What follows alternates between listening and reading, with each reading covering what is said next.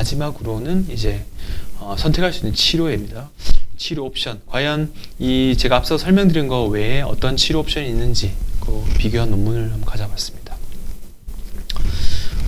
이게 영어로 써 있는데요. 이 보존적 치료에서 첫 번째 쓸 수 있는 약 중에 골다공증 압박골절 중에 우리가 약을 잘 못 드신 분들 있죠? 이게 패치, 마약성 패치 같은 게 있는데 그거 쓰는 거에 대한 논문입니다. 최근에 사회적으로 좀 이슈가 돼가지고 마약성 패치 자체가 조금 터부시 되는 경우가 있긴 한데 요거는 그 관련 논문이 가만 보시면 되겠습니다.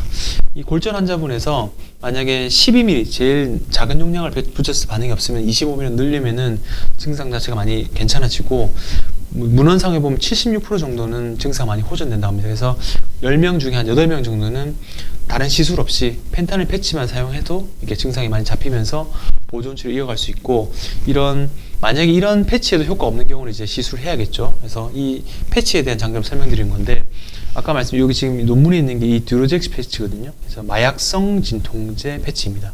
하나부처럼 일주일 가능긴 하는데, 이 패치가 어쨌건 이제 중독이 이런 경향에 노출될 수 있기 때문에 저희 이제 노스판, 마약성이 아니고 향정이긴 한데 노스판 패치로 조절하고 있는데, 이런 거 쓰면은 조금 약물 치료를 잘 하실 수 없는 환자들, 그리고 시술을 원치 않은 환자들에게 도움을 좀 되실 수 있을 것 같습니다.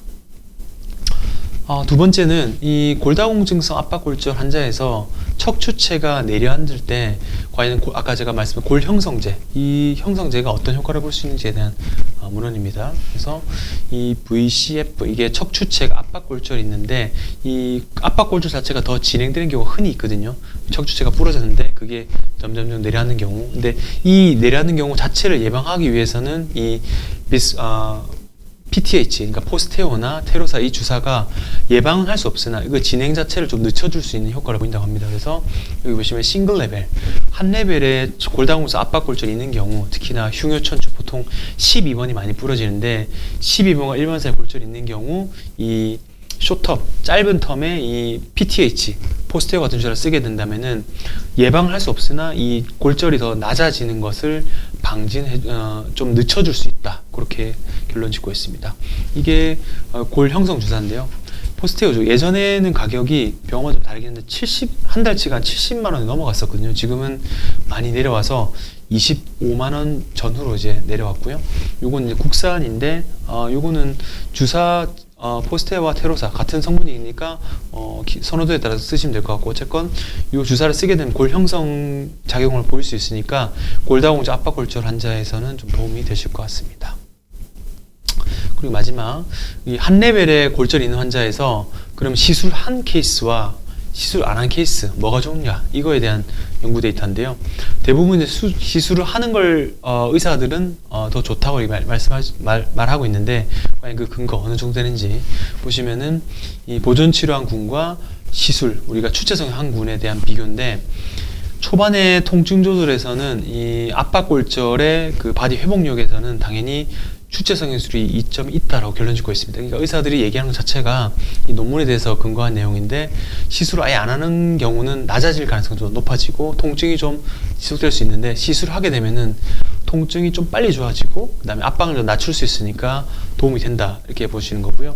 근데 이 추체성 기술은 요 사진인데, 압박률 있는 부위에 골시멘트를 넣어서 시술을 안정해 주는 건데, 나이가 예를 들어 60대다.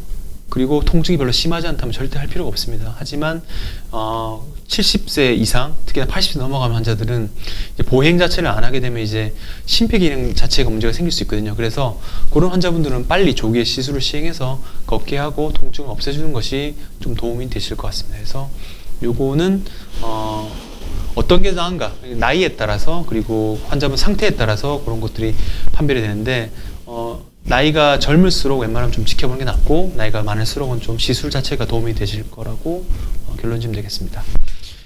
그래서 지켜볼 것인가, 시술할 것인가. 그래서 보통 처음에는 약물 치료하는 거죠. 이게 소염제 자체가 부담되면 이런 진통제를 통해서 통증을 조절하고, 아까 골 형성 주사이죠. 테로사, 포스테오 이런 주사를 쓰면서 골다공증에 대해서 치료하면서 흉요천추 보조기죠. 이렇게 어깨근까지 있는 보조기를 사용하면서 압박률을 좀 낮춰주는 그런 효과를 보이고 3개월 작용하면서, 이후에 만약에 신경이 이렇게 눌려있는 경우는 크게 수술하지 않고 양방향 내시경으로도 고정술 없이 감압할 수 있으니까 그런 것도 대안이 될 수 있음을 이제 알고 계시면 될 것 같습니다.